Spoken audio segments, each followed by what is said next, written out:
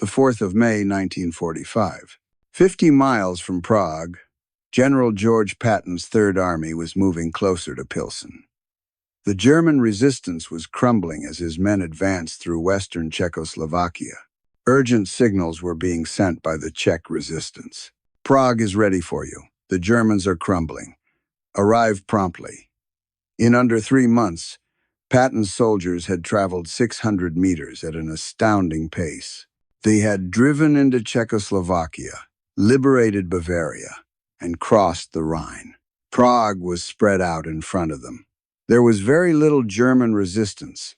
The Wehrmacht were giving up in large numbers. Prague was already under the authority of Czech partisans who were pleading with the United States for assistance. Patton might arrive in Prague in a day. Then Supreme Headquarters sent out the message: stop any movement east of Pilsen. Avoid moving in the direction of Prague. Wait for additional orders. After reading the order, Patton lost it. His army was in the ideal position. Days away from Prague, the Soviets were still engaged in combat in eastern Czechoslovakia. Why give up now? He insisted that Eisenhower provide an explanation, a political calculation that would cost Czechoslovakia its freedom for 41 years would be revealed by the answer. Prague was more than a city. It was the industrial center of Central Europe, the capital of Czechoslovakia, and an important symbol for both the West and Stalin. For 6 years, the Czech government in exile in London had been anticipating release. Edward Beneš, the president, anticipated that American forces would liberate Prague. Resistance members in the Czech Republic had been planning an insurrection to greet U.S. forces. Stalin, however, had other ideas.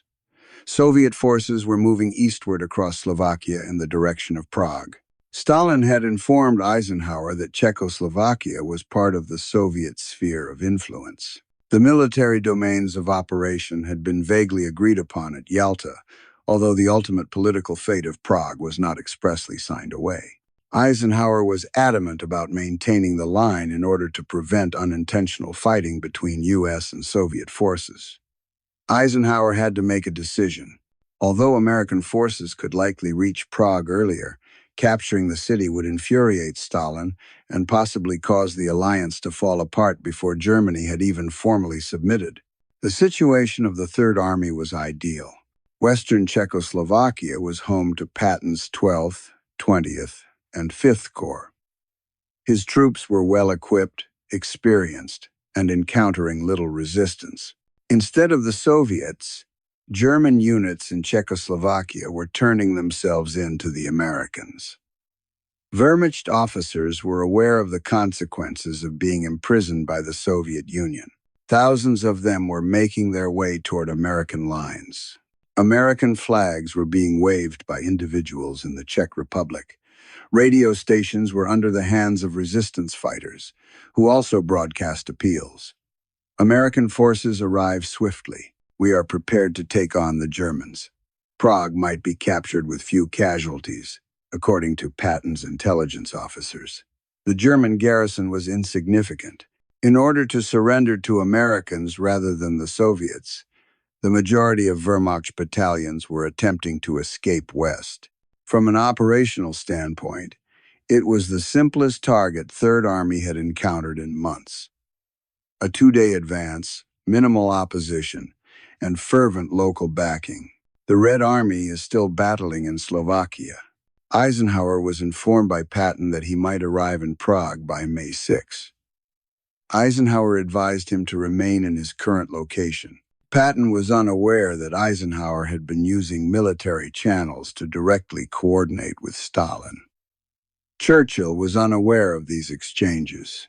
Eisenhower was acting with a degree of autonomy that ignored the State Department's political concerns in favor of concentrating only on military boundaries. Eisenhower had told Stalin on April 28 that American forces would not move past Pilsen and Carlsbad in Czechoslovakia. Stalin had replied right away, expressing gratitude to Eisenhower for his choice and guaranteeing the liberation of Prague by Soviet forces. Without consulting Washington or London, Eisenhower was making strategic political judgments about which areas the Western Allies would occupy and which they would cede to the Soviet Union. Churchill was incensed at discovering Eisenhower's correspondence with Stalin. President Truman received urgent messages from Churchill.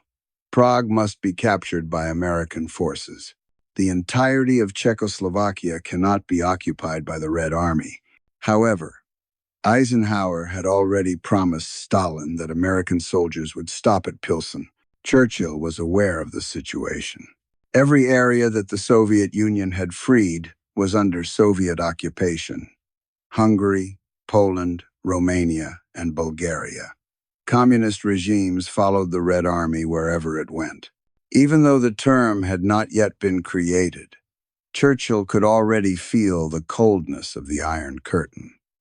A map didn't concern him. He feared that Europe would be shrouded. On April 30, Churchill wrote to Truman, "The post-war situation might be completely different if your forces were to liberate Prague and as much of western Czechoslovakia as feasible." Truman had just taken office. Less than 3 weeks had passed since he took office. He respected Eisenhower's military judgment. Truman would agree with Eisenhower if he thought the Prague advance was superfluous. On May 4th, Churchill made another attempt. American troops ought to advance into Prague to the Vltava River. It is impossible to let the Soviets seize all of Czechoslovakia without resistance. Churchill had the support of the British Chiefs of Staff. They contended that the liberation of Prague by Western forces would prevent Soviet dominance and fortify the Czech government in exile. Eisenhower declined. He informed Churchill that he had provided assurances to Stalin. The agreed-upon line would not be crossed by American forces. The choice was definitive. He understood Eisenhower's logic. Occupying Prague was not as important as preserving the Soviet alliance. There was still fighting in the war against Japan. American lives would be saved if the Soviet Union entered the Pacific War.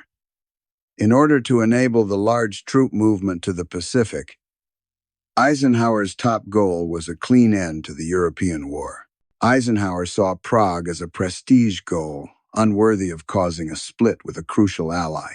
In exchange for Soviet collaboration against Japan, Roosevelt had assured Stalin at Yalta that the Soviet Union would dominate Eastern Europe. Although Czechoslovakia was not specifically mentioned, Eisenhower believed that the Yalta framework gave the Soviet Union precedence. More specifically, Eisenhower thought Stalin could be relied upon to keep his word. Throughout the conflict, he had collaborated with Soviet officers. He believed that if the West acted honorably, post-war collaboration might be achieved. It would be detrimental to that alliance and the UN structure to take Prague against Stalin's wishes. In Eisenhower's ideal world, a handshake with the Soviet general would have meaning. He decided to follow Stalin's advice rather than Patton's gut. It was the honor of a soldier facing the ambition of a despot. The difference would be covered by the Czechs. Additionally, Eisenhower thought that occupation lines were not very important. Czechoslovakia would hold free elections. The government would be chosen by the Czech people. The democratic outcome would remain unchanged, whether the Soviets or Americans seized Prague. This presumption would turn out to be disastrously incorrect. The Prague uprising started on May 5. The radio station was taken up by Czech resistance forces. They summoned all American forces by broadcasting calls in English. Prague has emerged. We require immediate assistance. All around the city, barricades were erected. German positions were attacked by Czech partisans. They took ammunition and firearms. Vasov's Russian Liberation Army Soviet defectors who had previously fought with the Germans but were now seeking atonement and a means of surrendering to the Americans rather than Stalin provided them with unanticipated assistance during the pandemonium. Until American forces arrived to accept the German capitulation, Prague was to be held. The fighters thought Americans would arrive. They had heard that Patton would arrive in a few hours. They anticipated being freed at any time. but Patton's troops remained at Pilsen. The halt order was still in force. Despite the Czech fighters' desperate pleas, Eisenhower refused to approve any push into Prague. The rebellion was counterattacked by German SS soldiers. They were vicious. In the streets, civilians were shot. Positions of resistance were shelled, while American forces sat within striking distance and listened to their radio transmissions. The Czechs were being massacred. Sitting by their radios in Pilsen, American GIs could hear mothers and children yelling for assistance in poor English. The fighting wasn't the most difficult aspect for Patton's forces.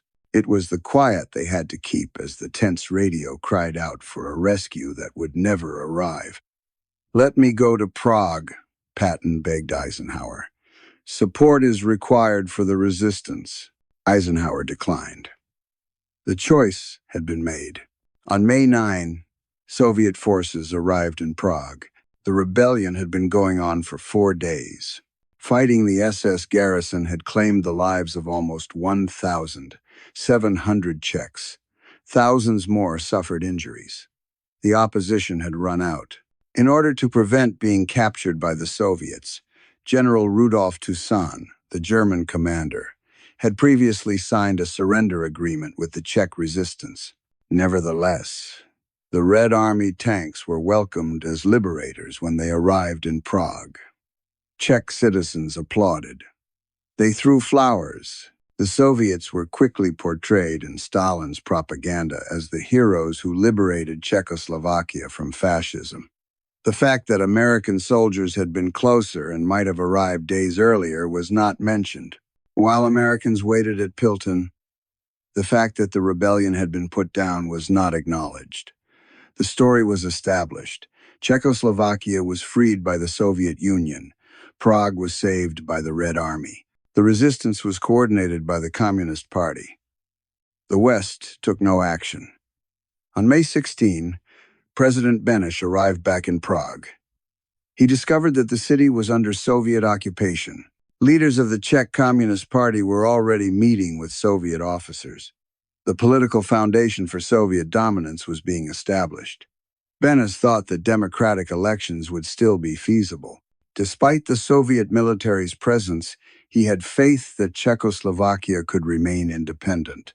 This hope would endure for 3 years. Czechoslovakia preserved the facade of democracy from 1945 until 1948. Numerous parties ran in the elections. Prague was the seat of President Beneš's administration.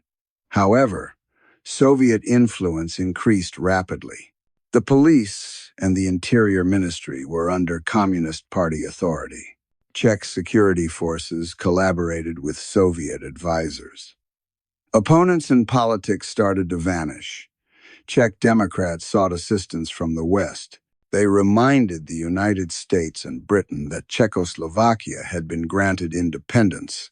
They emphasized the growing pressure from the Soviet Union. The West took no action. The Soviets had liberated Czechoslovakia. It was under the sway of the Soviet Union. As promised, American forces had halted at Pilsen. The Communist Party carried out a coup in February 1948. Government buildings were taken over by armed labor militias. Leaders of opposition parties either ran away or were detained. A communist regime was imposed upon President Beneš. Jan Masaryk, the foreign minister who had spent years fighting for Czech independence, was discovered dead in his pajamas outside his bathroom window. According to the communist officials, he leaped. The world was aware that he had been shoved. It wasn't just a guy falling when Jan Masaryk struck the sidewalk at Chernin Palace in March 1948. It was the last reminder of the assistance that was never provided in 1945. Patton could have saved a city in an afternoon from the window from which he was shoved. Communist rule over Czechoslovakia persisted until 1989. Soviet troops were stationed on Czech territory for decades behind the Iron Curtain. Dissidents in politics were imprisoned. The right to free speech was suppressed. During the Prague Spring of 1968, Czech reformers attempted to establish socialism with a human face. They discussed democratic reforms, relaxed censorship, and permitted criticism of the administration. Invasion was the Soviet answer. On the 20th of August 1968, tanks from Warsaw arrived in Prague. The reforms were overthrown. The leaders were taken into custody. Czechoslovakia continued to be a satellite of the Soviet Union. During the Cold War, every time a Soviet tank engine overturned in Prague's streets, it was an engine that wasn't supposed to be there. It was the ghost of a May 1945 judgment, a choice that resulted in a generational tragedy in exchange for a tactical victory. Eisenhower's Prague decision was never forgiven by Patton. He said it was the most obvious instance of political considerations taking precedence above military potential. At 8:15 a.m., on May 6, the 16th Armored Division liberated Pilton. Standing on the hills outside the city, Patton's cavalrymen observed the horizon glowing crimson due to the Prague uprising's fires. The order was to stop even though they were only a 2-hour drive and a morning's march away. They had the will, the guns, and the gas. Permission was all they needed. Czech freedom was less important than geopolitical capitulation. Prague served as evidence for Patton's more general claims on Soviet objectives.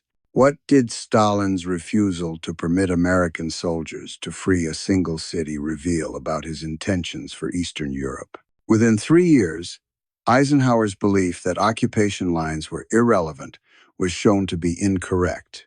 In areas under the leadership of the Red Army, Stalin had no intention of permitting free elections.